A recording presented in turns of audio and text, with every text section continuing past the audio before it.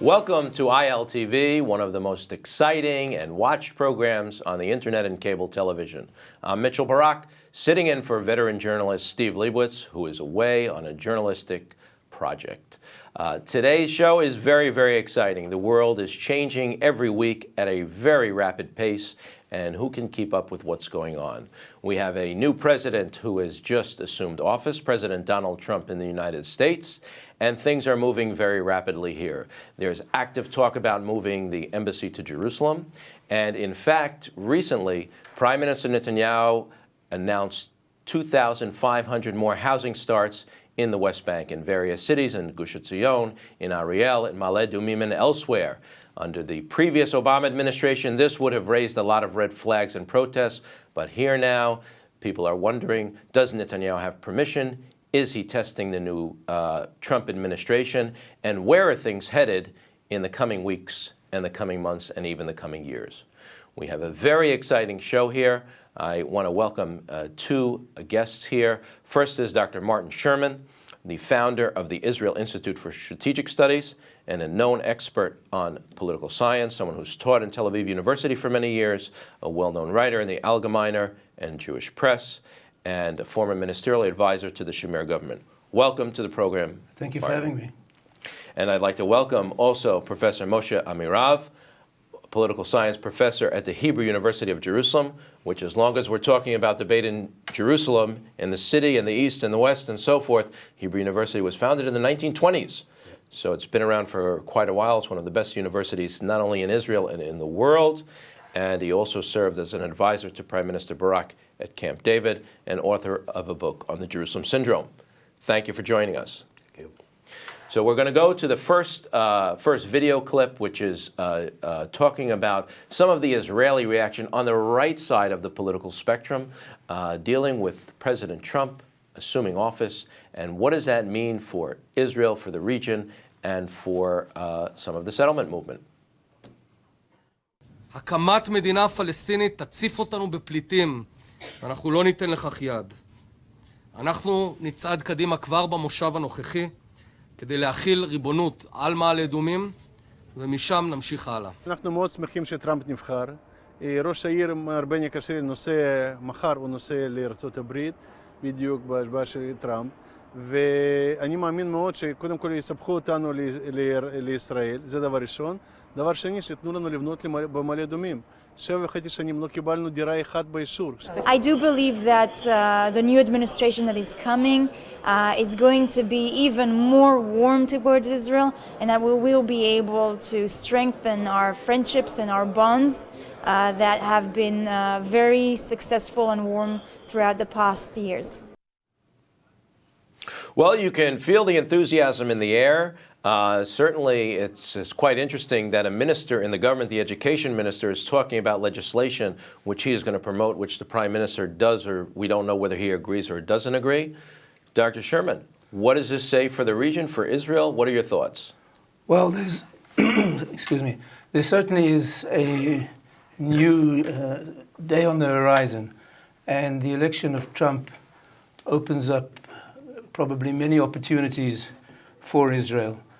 But a word of caution, it's probably, at this stage, a respite rather than a redemption, and much depends on what Israel does and what Israel initiates. My nagging fear is that the Netanyahu government, or maybe Netanyahu himself, would be more of a constraint rather than a catalyst in realizing these opportunities.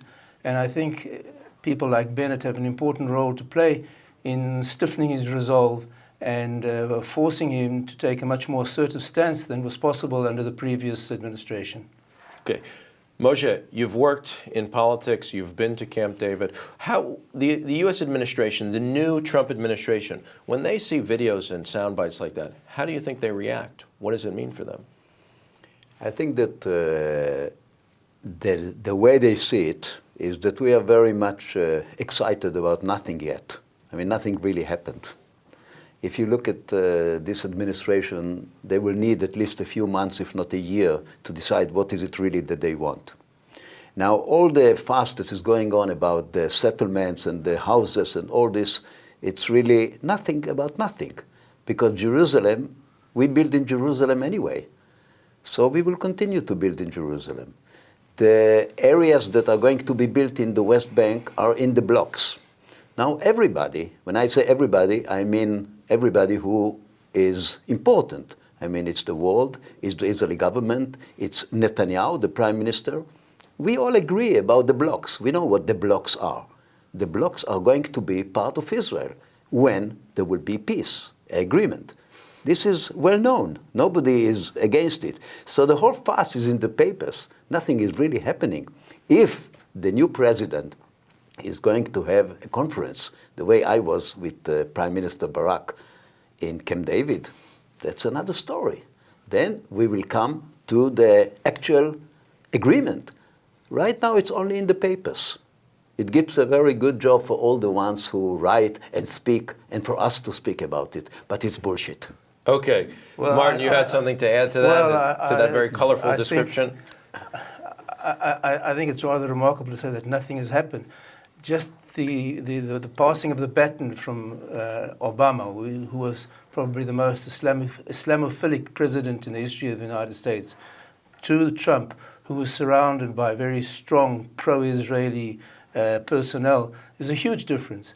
And I don't think that some of the stuff, the transfer of the embassy may be a far more weighty issue, but the sudden approval of housing is an indication of something new, because up until now it's been very difficult to start new buildings. Even inside Ariel, as you saw, the deputy mayor of Ariel was complaining that there'd be no approval for building. The sudden opening up of the building is a very good thing. Not only that, I think it will alleviate much of the pressure on the pricing of housing in Israel, because the only real way to solve the high cost of real estate in Israel is to open up greater supply. And the only area where you can increase supply is in the areas adjacent to Greater Tel Aviv area, which the Ariel area and areas close to Jerusalem.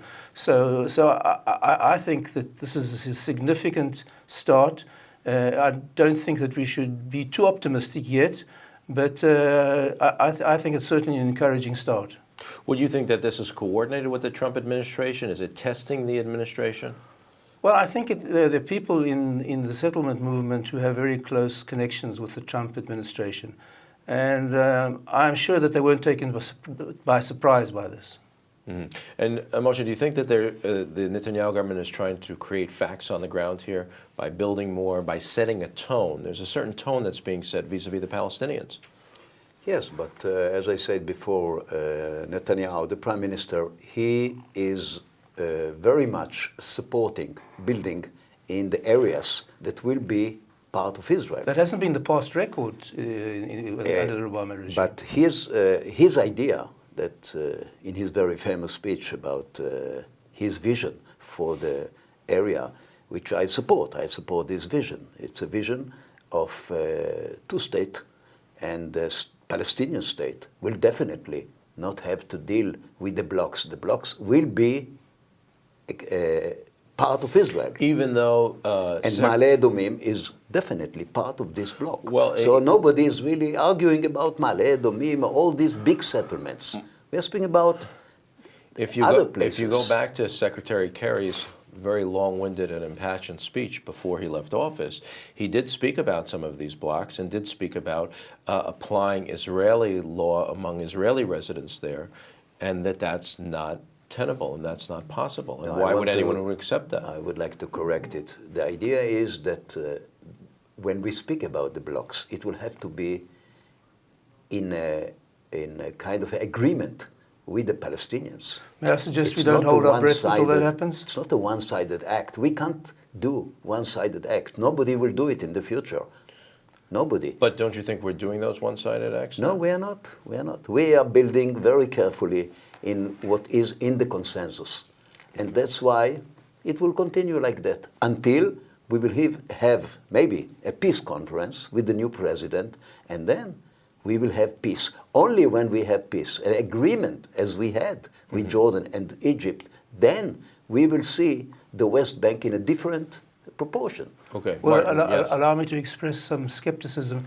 as to the existence of any Well, with all the Palestinian. enthusiasm, I mean, why bring it down? But please, if you Allow have me- some allow me to- skepticism, I'd love to allow me- hear it. no, allow me to express some skepticism as to the existence of a Palestinian leader who would actually agree that we annex the large settlement blocks, including Ariel, Malaya Dumim, and if you annex Malaya Dumim, you have to annex Area E too, which has been a fierce focus of disagreement with Israel. And Gush Etzion, and then go and measure the borders that you would have to include all these settlements inside Israeli sovereignty, and work out how you're going to secure these contorted borders and delineate them.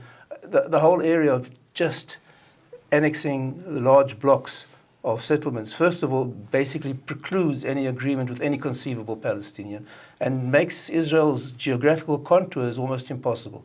So, you know, I feel the whole thing is more or less just an exercise in futility, this talk of two-state solution with the large settlement blocks included. So we don't even have agreement here in this studio about the settlement blocks. You say this, everyone agrees on the settlement blocks. You say there's no chance that they are going to agree to give the settlement blocks. They don't. No, I mean, it's not my opinion. They don't. I would like to make it very clear. Yes. The settlement is not my idea. It's our Prime Minister's Okay. idea.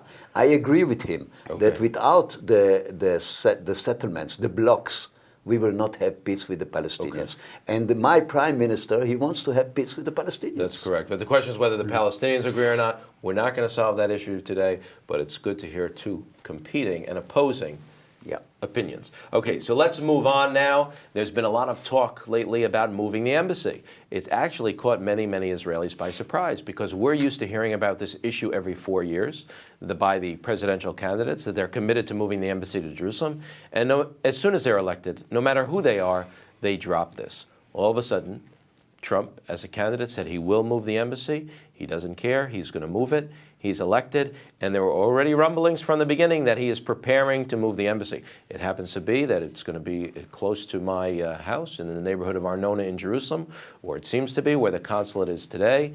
Whether they change a sign, whether the ambassador is now going to live in Jerusalem, it's very unclear. It seems that the White House is walking back some of those statements by saying they've discussed it. There are others that say that by the end of this week, we're going to hear a major announcement from the White House about moving the embassy, either in name or physically, or a plan to do it. Others are saying they need time to study. So let's take a look at the video of some of the Palestinian reaction to the plan to move the embassy. نحن قلنا للسيد ترامب نتمنى أن لا ينقل السفارة من تل أبيب إلى القدس لأن القدس من وجهة نظر إسرائيل مدينة موحدة، وهذا غير صحيح طبعا، غير قانوني، وبالتالي في أي مكان ينقل السفارة ينقلها سابقا لكل ما يمكن أن يحصل في المستقبل، يعني يعطل عملية السلام. ولذلك نتمنى أن يوقف هذا وأن تبدأ المفاوضات على أساس الشرعية الدولية. Well, first of all, we have to congratulate Abbas on entering the 13th year of his 4-year term. So congratulations for that, or the 12th year of his 4-year term. Moshe, you have spent plenty of FaceTime with Chairman Arafat, plenty of FaceTime with many of the Palestinian negotiators through your various positions and in Camp David. What do you think about that statement? How real is what he's saying, is his threats? And what do you think the Palestinian view is on moving the embassy? And what could they possibly get in return? Yeah, I would like to remind you and the viewers that there is no one country in the world who accepts Israeli rule in Jerusalem. So to do it will be a kind of something that nobody did before. Mm-hmm. So, I mean, he can do it. But we have to look at it from the point of view of the world and America. I'm not talking now about Israel. The whole world is not accepting the rule of Israel in Jerusalem, not only in the West Bank, in Jerusalem. Jerusalem is not accepted as a capital by any country in the world. Sometimes I tell it by students, my Israeli students, they don't believe me. They say, how come? And I say, that's a fact. When will the United States and the rest of the world acknowledge our Jerusalem as a capital? When there will be peace. All the American president said it very clearly, and we all know it, and the Prime Minister knows it. So it doesn't matter what America will do. Even if the American embassy will come to Jerusalem, it will be the only embassy here. Now, the precautions of it, what will happen in the Muslim world is a problem for the Americans, not for us Israelis. And I'm sure that they will hesitate. If you ask me, I don't think they will do it. They will do some symbolic things, but they won't move the embassy to Jerusalem. It will be too much for them because of the Muslim world. It's not because of the Palestinians. The Palestinians don't have any power. Mm-hmm. Martin, what is your view on that, moving the embassy? Well, first of all, I think that if the world, even if the world doesn't recognize the whole of Jerusalem as the capital, they certainly recognize Israel's sovereignty over Western Jerusalem. And that's where all the seats of government No, they are. don't. They don't. Sorry? West of Jerusalem is not recognized by any country in the world. The sovereignty of Western Jerusalem? Yes. I don't. I'm afraid that you are mistaken. Well, Jerusalem is the seat of the Supreme Court, the Parliament, the Prime Minister's offices, the President's residence. So it's basically de facto the capital of Israel.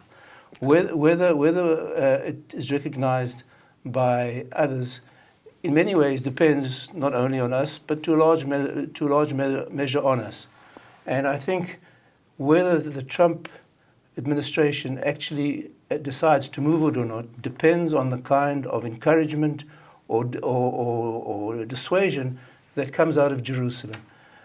Because in many ways, that's the litmus test for the Trump administration. And if the argument is that the Palestinians threaten violence, well, they can threaten violence for anything. They can threaten violence if we don't sacrifice a dozen virgins every full moon.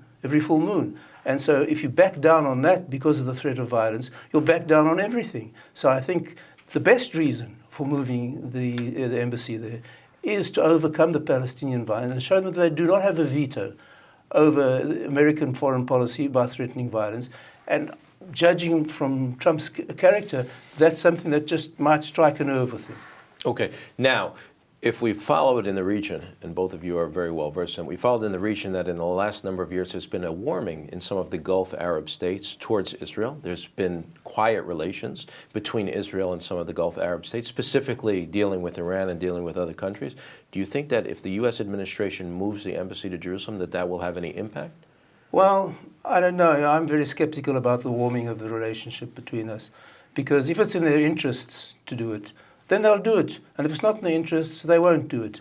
I think that it may have some bearing, but in the margins, and they'll get used to it. The same way as that they got used to the annexation of the Golan and the imposition of Israeli law over the rest of Jerusalem. If we're assertive enough, robust enough, and resolute enough, the world will eventually come around to our thinking that way. I think, for instance, Israel has huge support within the American public. It's got huge support within the legislature in America. And I think in many ways we're scaring ourselves as to the possible reaction. We really need to be more forthright and robust in pushing things forward. Moshe, in a realpolitik kind of way, if you're thinking about what the Palestinians should be doing or you're even advising them, what could they be asking for as compensation? What could they be asking for as a balance to the U.S. moving the embassy to Jerusalem? Is there something that they could ask for that would stop their objection to it? No, I think the Palestinians got quite a lot from the United States through the years. I'm not talking only about Camp David, but I'm speaking about the acknowledgement that they deserve a state. And it's very clear that the capital of the state will be El-Quds, Jerusalem. And it's very clear that Jerusalem will be divided this way or another way. So we are speaking about the future. We don't know if it will happen. But to put facts on the ground the way America will do, the only country in the world that will put its embassy in Jerusalem, this will be a blow that the Americans will suffer, not us. The Americans will suffer from Indonesia, 200 million Muslims. I spoke once with the president of Indonesia. And you know what he said to me? You, Moshe, you are from Jerusalem.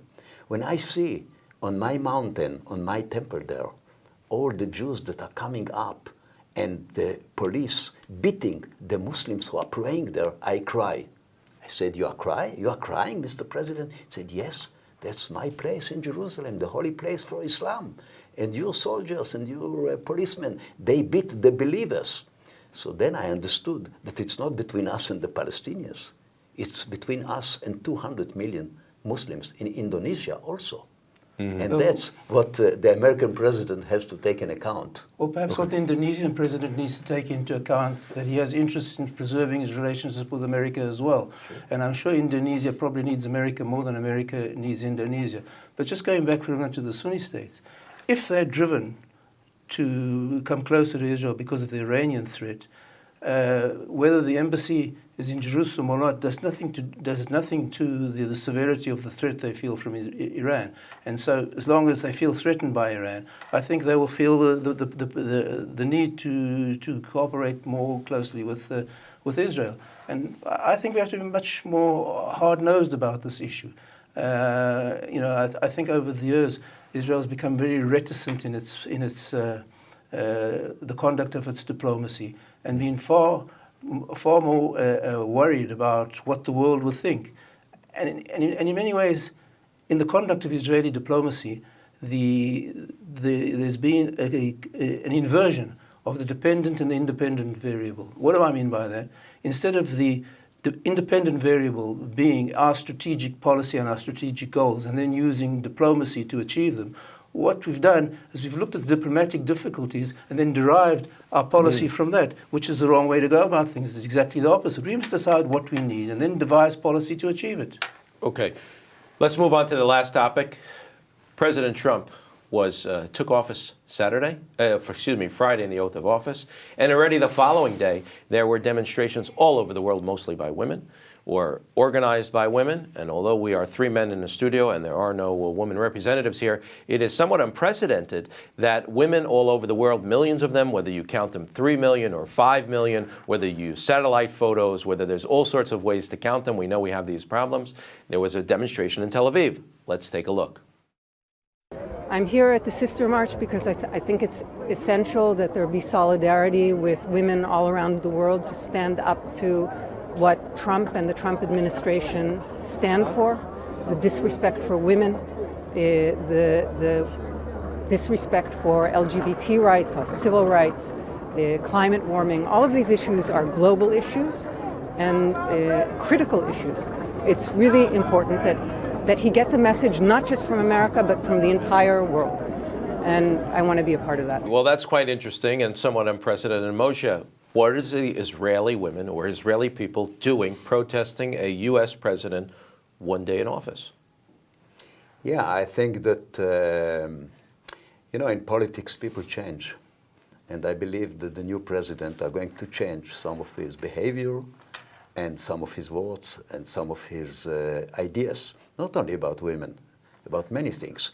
Then this is what I teach my students who study political science. When you are in office, it's not like you are running to the office. So this president, I believe, I give him the chance. I give him, I would say, this 100 days of... the 100-day grace period. But grace. During the transition period, people said maybe he'll sober up, maybe he'll change, and he didn't, and even in his inauguration speech. So wait and see. I'm it's more good to see you're optimistic optimistic. I'm Martin, more optimistic than I think he will change. Okay, we'll come back and visit that another time. Well, let me say two things. I think a significant component of these demonstrations are a knee-jerk reaction of people of the bon-ton leftist elites who feel now have been deprived of something that is rightfully theirs. So that's the first element.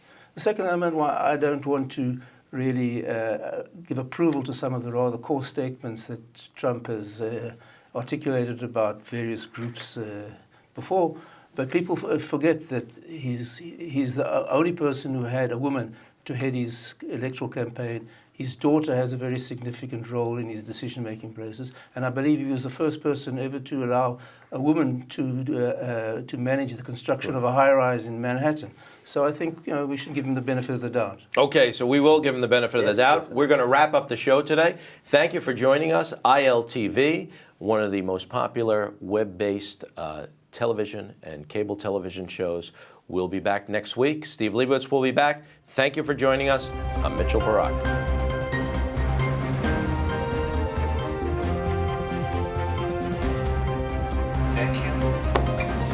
Okay, we did it.